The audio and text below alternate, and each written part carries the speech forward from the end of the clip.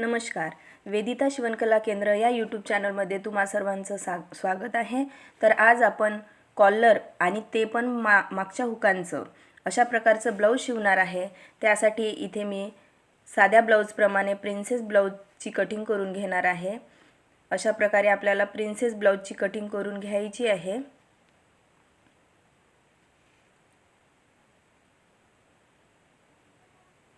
तुमच्या मेजरमेंटनुसार तुम्ही princess cut ब्लाऊजची cutting करून घ्यायची आहे आणि दोन्ही भाग वेगळे करून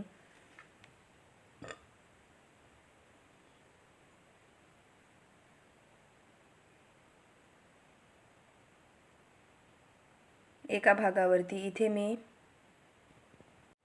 4x4चा गळा तयार करून घेऊन प्रिन्सेस लाईनचा आकार आखून घेणार आहे.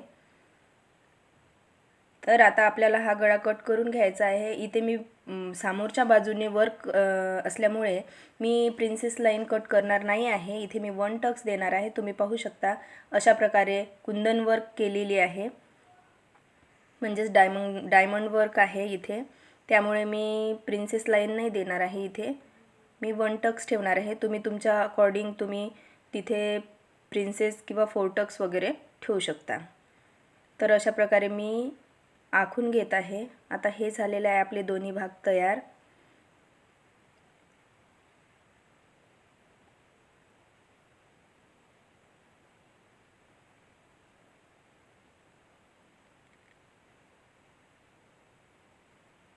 आता इथे मी मागचा भाग कट करून घेत आहे.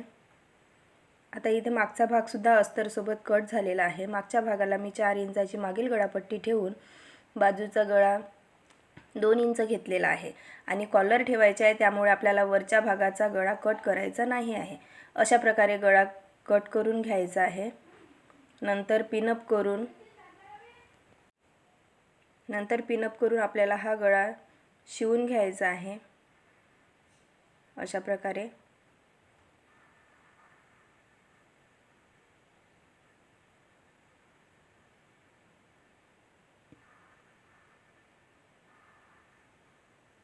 कुठेही झोल न पडता आपल्याला तो कापड व्यवस्थित करून घ्यायचा आहे. आणि एक्स्ट्रा भाग आता मी इथे कट करून घेणार आहे.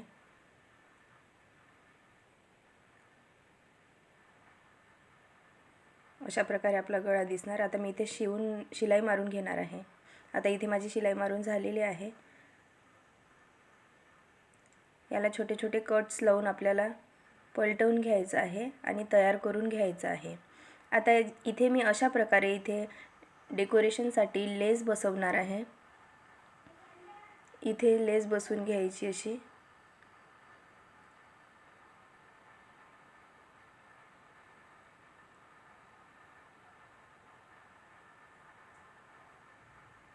आता इथे माझी लेस बसवून झालेली आहे, तुम्ही पाहू शकता.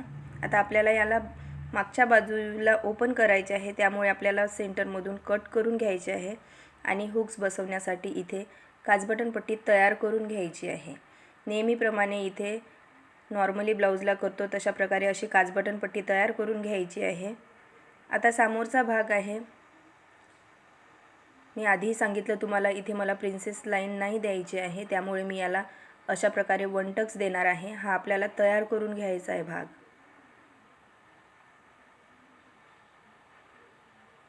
आता इथे माझा हा भाग अशा प्रकारे तयार झालेला आहे. तर आता इथे आपल्याला शोल्डर जोडून घ्यायचे आहे मागच्या आणि समोरच्या भागाचे. आता कॉलरसाठी आपल्याला अशा प्रकारे मोजून घ्यायचे आहे गळ्याचा भाग. आता इथे माझं कॉलर अशी दुहेरी फोल्डिंग करून नंतर अशी चौवेरी फोल्डिंग करायची आणि आपलं कॉलर जेवढं आलं त्याच्यापेक्षा अर्धा इंच जास्त आणि असे आडवे 2-2 इंच घेऊन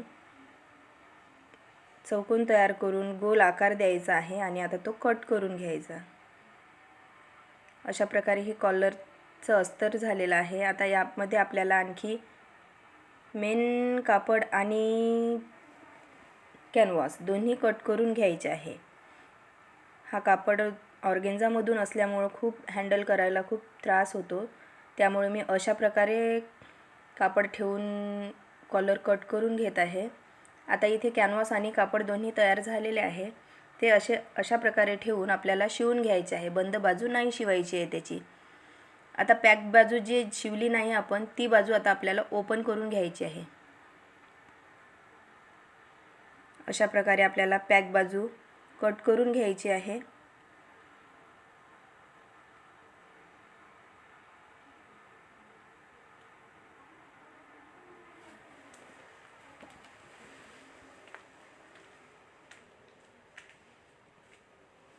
आणि आता आपल्याला ते कॉलर अशा प्रकारे पलटवून घ्यायचे आहे.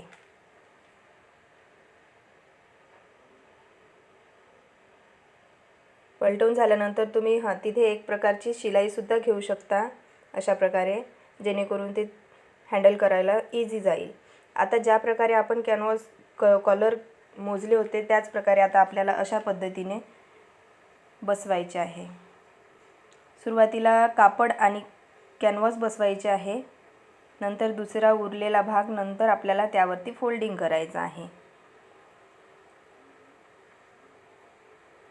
अशा प्रकारे जोडून घेतल्यानंतर आपल्याला असे दिसणार. त्यानंतर आपल्याला अशा प्रकारे शिलाईचा भाग आतमध्ये करून नंतर दुसरा उरलेला जो भाग असते तो अशा प्रकारे फोल्ड करून शिलाई मारून घ्यायचा आहे. नंतर आपल्या कॉलर ब्लाउजचा फायनल लुक असा दिसणार. तुम्ही आपल्या चॅनलवरती नवीन असाल तर आत्ताच आपल्या चॅनलला सबस्क्राईब करा, लाईक करा, आवडल्यास शेअर करा. अशा प्रकारे आपलं सामोरून पॅक आणि मागच्या बाजूनी ओपन अशा प्रकारे हे कॉलर ब्लाउज तयार होणार. तुम्ही त्यामध्ये 4 टक्स टाकू शकता.